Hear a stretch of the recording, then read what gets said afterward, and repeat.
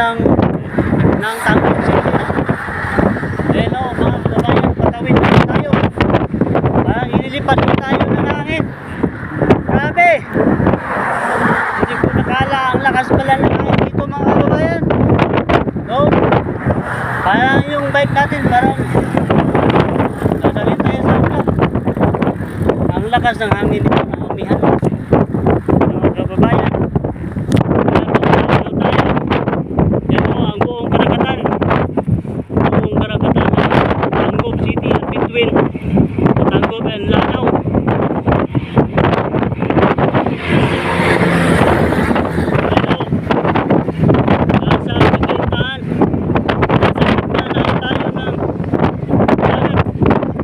Napakataas ng tulay na ito mga kababayan.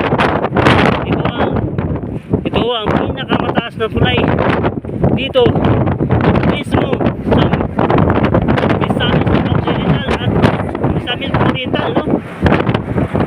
Lanao. Isok.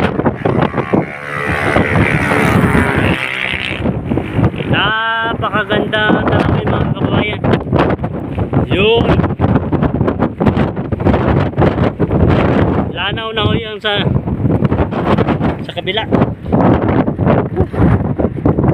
Parang nahirapan lang ko dito mag-bike mga kababayan.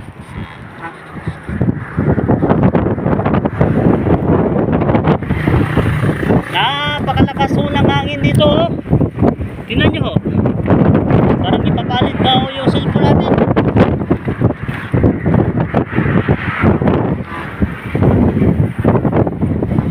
Yung bandera natin ng Pilipinas parang gusto nang ilipad. Yan. Oh sir, ganyan. May sticker na? Wala sticker rin, urot na. Oh, sige, salamat. Oh, pinaharap na yung mga bayan. Gusto humingi ng sticker.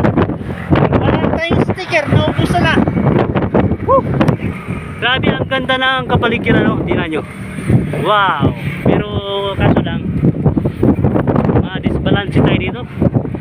Kasi napakalakas ng hangin.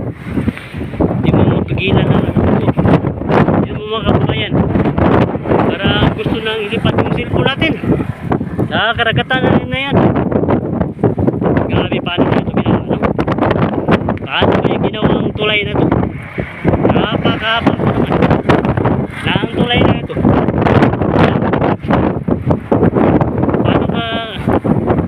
Paano ka sila nag-poste dyan sa ilalim ng dagat to?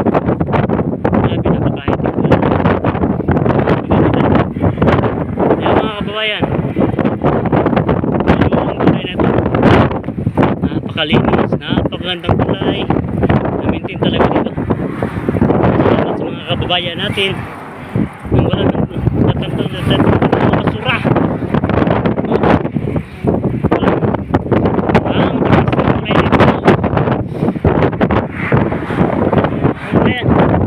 Pinabaybayin na natin ngayon ang kahabaan ng tulay na ito.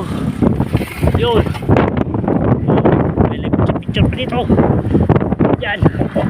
Yun yung mga kababayan. Dito sa gitna, oh. Meron ka dito. Dito sa gitna mga